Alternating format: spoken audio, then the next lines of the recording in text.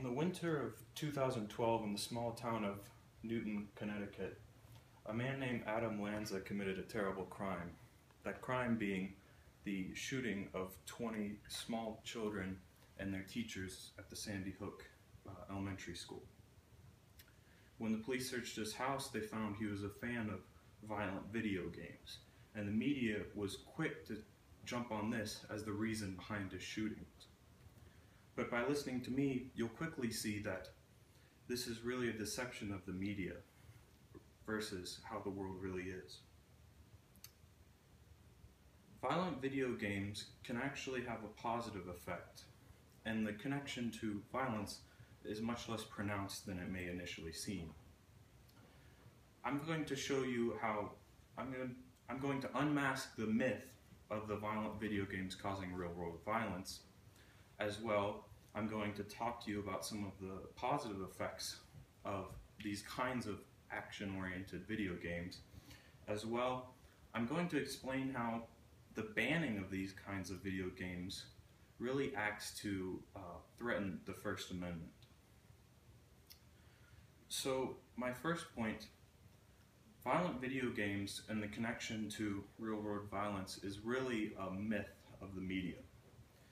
A 2014 longitudinal study conducted by Christopher Ferguson on the effects of media on real-world violence actually shows us that real-world violence drops inversely with the rise of the consumption of violent video games.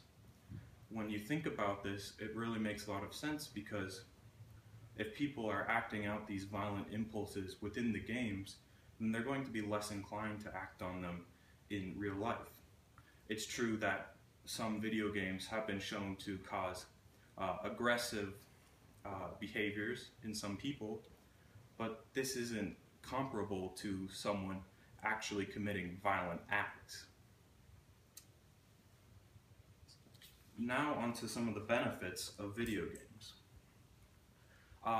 Particularly with action-oriented video games, research has found that they actually help people to be more reactive and better at solving problems quickly.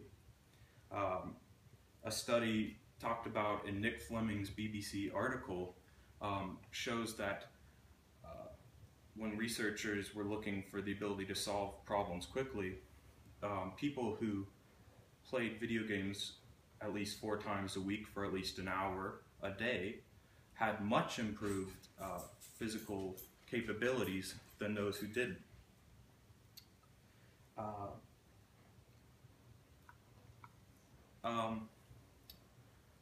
As well, playing these kinds of video games actually improved the eyesight of people, physically improved it, even in people who weren't of the teen age, those who were over 50 or small children. As Daphne Bavelier, a neuroscientist at the University of Rochester, said, "We know there are good sugars and bad sugars, and we don't discuss whether food in general is good or bad for us. We need to be far more nuanced when we talk about the effects of video games." Nuanced. When you think about this, you think of something more classy. And when you think of classy, you think of art. And as we've seen recently, video games have been taking a place as an emerging art form versus simply an entertainment form. And when we think of this, it really comes down to the choice of the parent.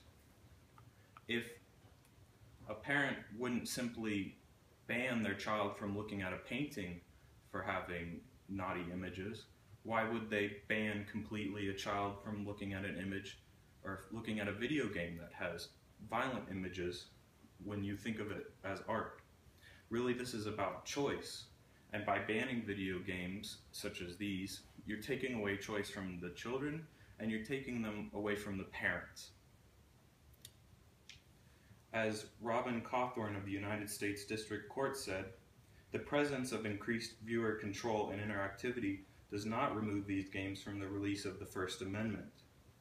Like the first study showed, also when researching movie violence, these issues aren't connected.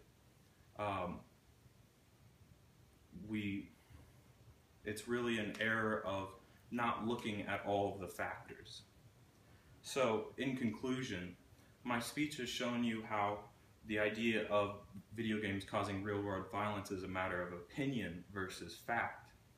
How video games can be more beneficial than we could have ever imagined at the start of their creation, and how by banning them, you take away the power of the people in favor of faulty protection. In the end, as the story of Adam Lanza shows us, our society has much greater ills than a couple of video games.